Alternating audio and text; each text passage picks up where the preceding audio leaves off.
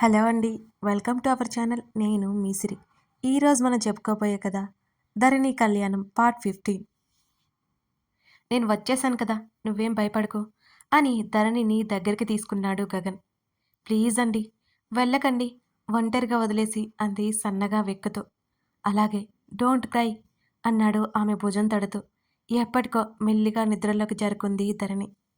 మధ్య మధ్య రాత్రిళ్ళు ఉలిక్కిపడి ఎన్నోసార్లు భయపడుతూ ఏడుస్తూ ఉండేది. ధరణి ఎంతగా భయపడిందో అర్థమైంది గగన్కి. శరణ్ని చంపేయాలనిపించింది. ధరణికి ధైర్యం చెప్తూ నిద్ర కరువైంది గగన్కి. తెల్లవారుజామున ఎప్పటికో నిద్రపోయాడు గగన్. దీర్ఘంగా ఆలోచిస్తున్న జాహ్నవి తల మీద మొట్టింది ఆమె తల్లి సుజిత.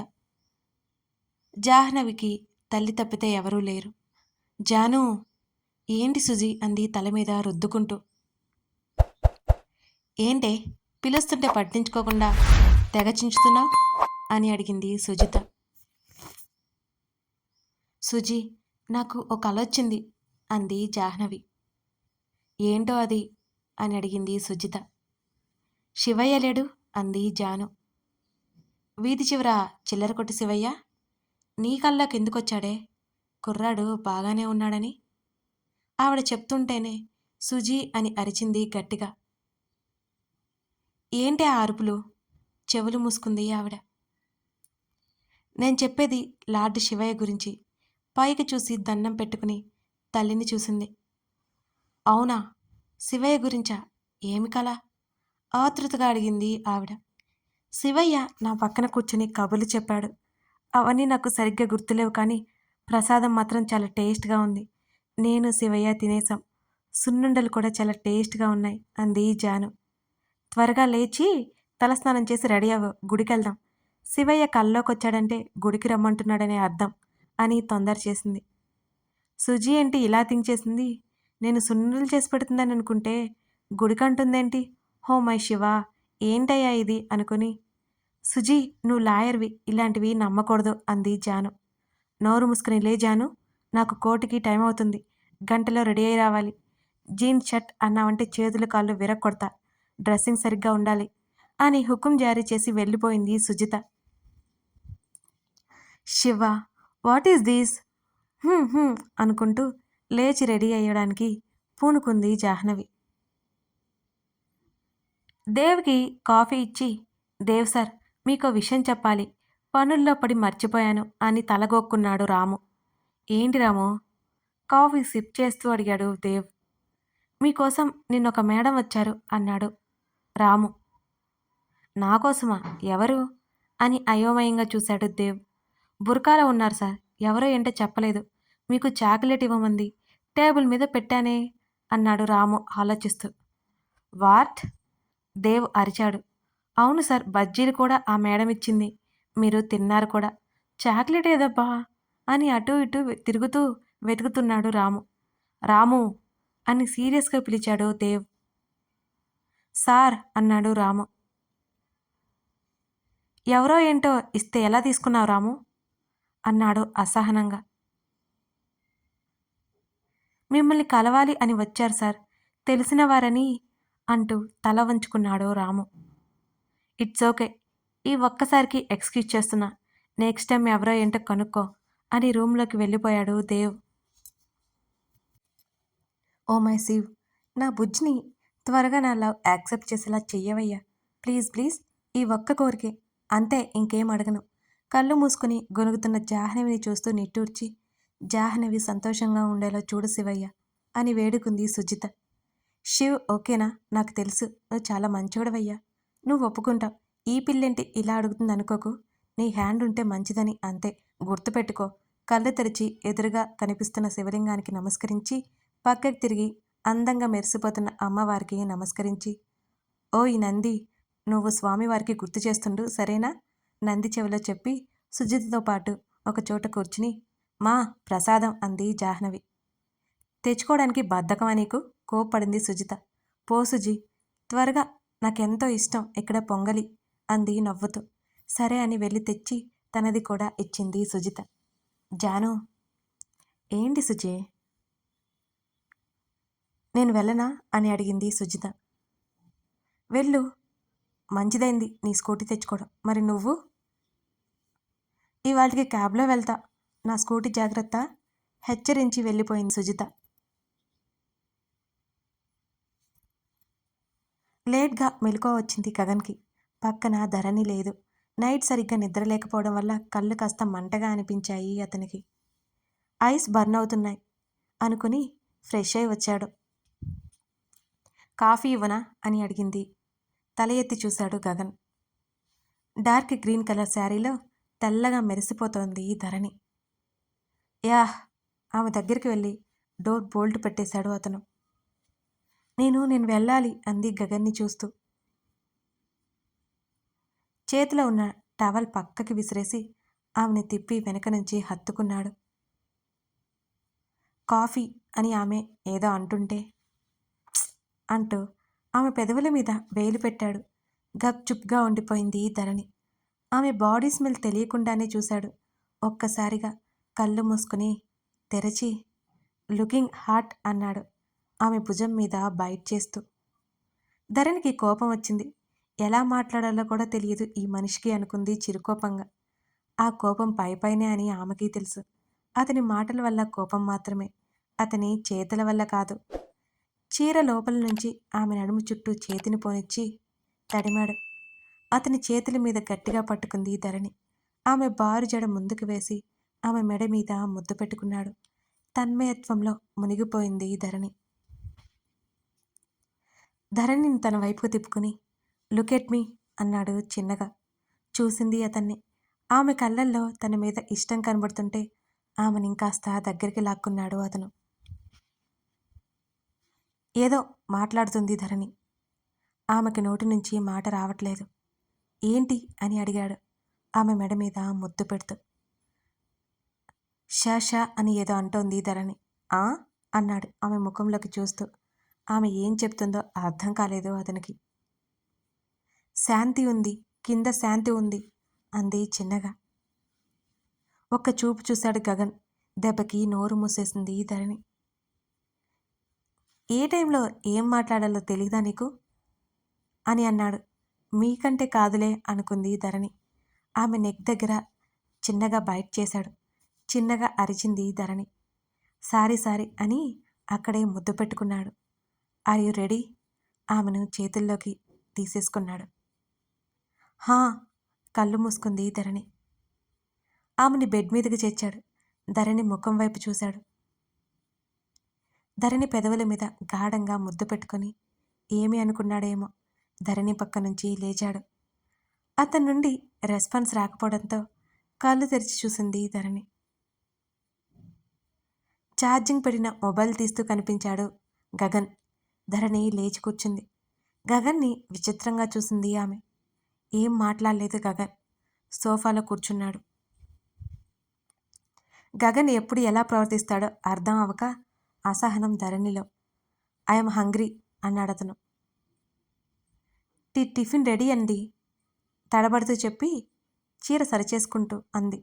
లేచి డోర్ వైపు నడిచాడు. బెడ్ దిగి గగన్ వైపు తిరిగింది ధరణి. డోర్ లాక్ చేసి మాట్లాడవా అనేసి ఫాస్ట్గా వెళ్ళిపోయాడు. అతన్ని అర్థం చేసుకోవడం కష్టతరంగా మారింది ధరణికి. అతను ఏమనుకుంటున్నాడు? మాట్లాడవా అంటే ఏంటి అర్థం? ఆలోచించి తట్టక డైనింగ్ హాల్ వైపుకి నడిచింది. మరోవైపు సూర్య ఏంట్రా అలా ఉన్నావు అని అడిగాడు దేవ్.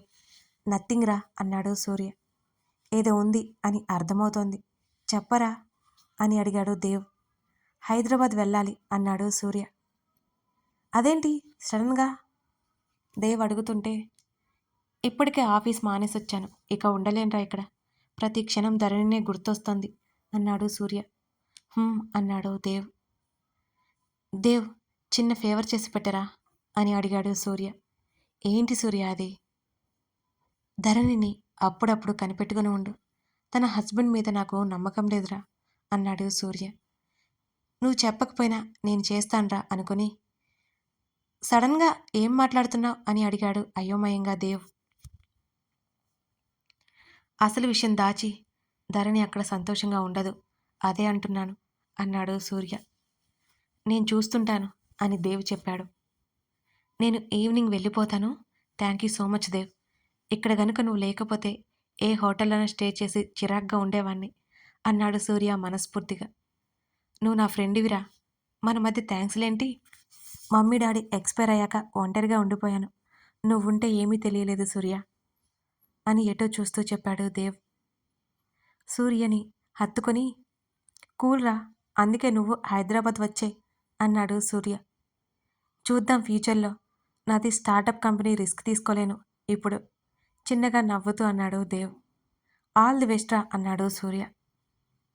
సరే పద, టిఫిన్ చేద్దాం అన్నాడు నవ్వుతూ.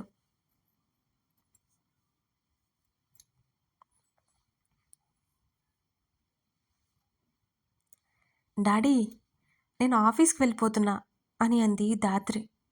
Sweety, are you sure? Health ఓకేనా అని అడిగాడు రామారావు. మీరు కూడా ఏంటి డాడీ మమ్మీలాగా తయారయ్యారు? Best employee of the year award కొట్టేద్దాం అనుకుంటున్నారా అని గలగలా నవ్వింది ధాత్రి. లాస్ట్ ఇయర్ నువ్వే తీసుకున్నావు కదా బేబీ, ఈ ఇయర్ అయినా నేను తీసుకోవద్దా అన్నాడు ఆయన. చాలండి, ఎప్పుడు చూడు ఆఫీస్ అవార్డులు అని కొట్టుకుంటారు. పిల్లకి పెళ్ళి చేసి పంపిద్దామని లేదు, అదేమో మీలాగా తయారైంది అని కసిరింది కమల ఇద్దరిని. డాడీ, మీరు మమ్మీ చేతి భోజనంతో పాటు మమ్మీ నోటి సుప్రభాతాలు కూడా విని మెల్లిగా వచ్చేయండి, నేను వెళ్తున్నా అని తుర్రుమంది ధాత్రి. స్వీటీ, భార్య ఉరిమి చూస్తుంటే మాటలు ఆపేశాడు రామారావు. పదండి, టిఫిన్ వడ్డిస్తా అంది కమల. కమల, స్వీటీ గురించి ఎందుకంత దిగులు అని అడిగాడు రామారావు ముభావంగా ఉన్న భార్యని చూసి. ఎందుకు ఏంటండి, 25 ఏళ్ళు నిండాయి, పెళ్లి చేయరా? బంధువులు అడుగుతుంటే ఎలా ఉంటుందో ఆలోచించండి. పెళ్లి పీటల మీదే మీ అమ్మాయి పెళ్ళి ఆగిపోయింది కదా, మీరు మళ్ళీ పెళ్లి చేస్తారా? ఇంకెవరు చూసుకుంటారులే అని వదిలేస్తారా అని సూటిపోటి మాటలు అంటుంటే కష్టంగా ఉంది. బయటకు వెళ్ళాలి అంటేనే భయమేస్తోంది అంది కమల ఏడుస్తూ. కమలా, జరిగిపోయిన దాన్ని మనం మార్చలేం. స్వీటీ ఇప్పుడిప్పుడే యాక్టివ్గా ఉంటుంది. పెళ్ళి గిల్లి అంటే మళ్ళీ డిప్రెషన్లోకి వెళ్ళిపోతుంది. కొన్ని రోజుల తర్వాత నిదానంగా నేనే మాట్లాడతాను. నువ్విప్పుడు అప్పుడే ఆ టాపిక్ తీసుకురాకు. ఎవరి కోసం మన స్వీటీని బాధ పెట్టలేం కదా, తనకి కొంచెం టైం ఇద్దాం అన్నాడు భార్యకు సర్ది చెప్పే ప్రయత్నం చేస్తూ. అలాగే అనక ఏం చేస్తాను, ఇంకో 5-6 నెలలు చూసి మా అన్నయ్య కొడుకు ఉన్నాడు, వాడికిచ్చి పెళ్లి చేస్తాను అంది కమల. సరే సరే, నువ్వు కోపం తెచ్చుకోకు. కోపంలో ఎర్రగా మారిన నీ ముఖం చాలా అంటే చాలా అందంగా ఉంది. ఇంత అందంగా ఉంటే నేను తట్టుకోలేను అన్నాడు గుండె మీద చెయ్యేసుకుంటూ. మీరు మరీను, ఏంటా మాటలు? పెళ్ళిడికొచ్చిన కూతురు ఉంది మీకు, ఇంకోసారి మాట్లాడితే మామూలుగా ఉండదు అని అట్లకాడ చూపించి వెళ్ళిపోయింది కమల. ఆమె వెళ్ళిపోయాక నవ్వుకున్నాడు రామారావు. కానీ లోపల ధాత్రి గురించి బాధ ఉండిపోయింది. దారి మధ్యలో కారాపి గుడికి వెళ్ళి దేవుణ్ణి దర్శించుకుని ఆఫీస్కి బయలుదేరింది ధాత్రి. అది 1 వే రోడ్. జనాలు గుమిగిడు ఉన్నారు. ఎవరో అమ్మాయి అరుపులు వినిపించాయి. ఏమైందో అని కంగారుగా పక్కన పార్క్ చేసి వడివడిగా జనాల వైపు కదిలింది ధాత్రి. అక్కడ జాహ్నవిని చూసి ఆశ్చర్యపోయింది ఆమె. జాహ్నవి, ఏమైంది అని జాహ్నవి భుజం మీద చేయి వేసింది ధాత్రి. వీడు నా స్కూటీకి డాష్ ఇచ్చాడు ధాత్రి. అంతేకాకుండా నా స్కూటీని డొక్కు స్కూటీ అన్నాడు. అసలే మా మమ్మీ స్కూటీ నా తోలు తీసి డోలు కడుతుంది. వీణ్ణి వదలను, బైక్ అతన్ని కాలర్ పట్టుకుంది జాహ్నవి. జానీ, నువ్వు కొంచెం కూల్గా ఉండు. మీరందరూ వెళ్ళండి, ఏం ప్రాబ్లం లేదు కదా, ఇక్కడ ఏం ప్రాబ్లం లేదు అని అందరినీ పంపించేసింది ధాత్రి. నేను కావాలని చేయలేదండి, నేను కూడా వెళ్తాను. జాహ్నవిని విడిపించుకొని వెనక్కి తిరిగాడు అతను. రేయ్, ఆగరా, నిన్ను వదలను. నా స్కూటీ రిపేర్ ఎవరు చేస్తారు? కోపంగా అతని షర్టు వెనక నుంచి గట్టిగా పట్టుకుంది జాహ్నవి. జాహ్నవి, వదిలే, పాపం అతను కావాలని చేయలేదు అంటున్నాడు కదా. బలవంతంగా అతన్ని విడిపించింది ధాత్రి. నీకేం తెలియదు ధాత్రి, ఇన్నోసెంట్ నువ్వు. ఎవరు ఏం చెప్పినా అన్నీ నిజాలు అని నమ్మేస్తావు. నా ట్రీట్మెంటే కరెక్ట్ వీళ్ళకి. చేతులు వెనక్కి తోసింది. తన స్కూటర్ వైపు చూసుకుని కెవ్వున అరిచింది జాహ్నవి. ఏమైంది? కంగారు పడింది ధాత్రి. ఇది మా మమ్మీ స్కూటీ. అప్పటికే జాగ్రత్త అని కూడా చెప్పింది. ఇంటికి వెళ్తే చీపురు కట్ట తిరగేస్తుంది ఏమో. తల దగ్గర చేతిని పెట్టుకుని నడి రోడ్డు మీద చతికిల పడింది జాహ్నవి. సన్నటి నవ్వు వినిపిస్తుంటే ధాత్రి జాహ్నవి తల తిప్పి చూశారు. నవ్వుతూ ఉన్నాడు దేవ్. అతనికి జాహ్నవి మాటలు నవ్వు తెప్పించాయి. అతను అదే రోడ్లో వెళ్తూ దారిలో జనాల్ని చూసి ఆగిపోయాడు. అప్పటినుంచి అక్కడ జరిగేది మొత్తం చూశాడు. దేవుని గుర్తుపట్టింది ధాత్రి. దేవుని చూడగానే జాహ్నవి కళ్ళు నక్షత్రాల్లాగా మెరిశాయి. అంతవరకు దేవుని చూస్తూ మైమరిచిపోయింది. దేవ్ తనకి దగ్గరగా వస్తుంటే జాహ్నవి గుండె టకటకా కొట్టేసుకోసాగింది. హాయ్ అన్నాడు ధాత్రిని చూస్తూ. హలో అని నవ్వింది ధాత్రి. వీళ్ళిద్దరికీ ముందే పరిచయం ఎలా అబ్బా అని తెగ థింక్ చేస్తూ ఉంది జాహ్నవి. వెంటనే లేచి నిలబడింది. గుర్తుపట్టారా అన్నాడు దేవ్. హా అని నవ్వింది ధాత్రి. Thank you. మీ బాస్ మమ్మల్ని ఏమీ అనలేదు కదా అని అడిగాడు కంగారుగా. అదేం లేదు. నిజానికి ఆయన మా బాస్ కాదు, మా నాన్న. ఆ రోజు నా కారులో ఆఫీస్కి రమ్మంటే రాను అన్నారు. మీరు బైక్ డాష్ ఇచ్చి మంచి పని చేశారు. అందుకే వెళ్ళిపోమని చెప్పాను అని నవ్వింది ధాత్రి. మీలాంటి వాళ్ళు అరుదు అన్నాడు Dev. Hello sir, bike dash ఇస్తే ఊరుకోవాలా? అదే కదా మీరంటుంది అంది ఉక్రోషంగా. నేనలా అనలేదు అన్నాడు దేవ్. ఇప్పుడు అదే కదా మీరంటుంది అని మళ్ళీ అంది జాహ్నవి. జాహ్నవి అలా కాదు, ఎవరు కావాలని చేయరు కదా, పొరపాటున జరుగుతుంది. మా మధ్య జరిగిన యాక్సిడెంట్ వేరు అంది ధాత్రి. నన్ను రాకాసం చేయలేదు కదా మీరు అంది ఆలోచిస్తున్నట్టు ముఖం పెట్టి జాను. కాదులే, గుడ్ గర్ల్ నువ్వు అంది ధాత్రి. థ్యాంక్ యూ ఐ నో నేను గుడ్ గర్ల్ అని జాహ్నవి చిన్నపిల్లలా చెప్తుంటే నవ్వుతూ చూశాడు దేవ్. దేవ్ తనని అలా చూడ్డం జాహ్నవి గుండె గతి తప్పేలా చేస్తోంది. మిమ్మల్ని ఎక్కడొచ్చాను అన్నాడు దేవ్ ఆలోచిస్తున్నట్టు ముఖం పెట్టి. నన్నా ఆశ్చర్యంగా చూసింది జాహ్నవి. మిమ్మల్ని కాదండి, ధాత్రిని అన్నాడు దేవ్. తనని అండి గిండి అని దేవ్ గౌరవం ఇచ్చేసరికి ముఖం చిన్నబుచ్చుకుంది జాహ్నవి. అవునా అంది ధాత్రి. అవును, కానీ గుర్తు రావట్లేదు. మీ ముఖం బాగా పరిచయం ఉన్నట్టు తెలుస్తోంది అన్నాడు బాగా ఆలోచిస్తూ. దేవుని చూస్తూ అతని రూపం కళ్ళలో నింపుకుంటోంది జాహ్నవి. కథ కొనసాగుతోంది.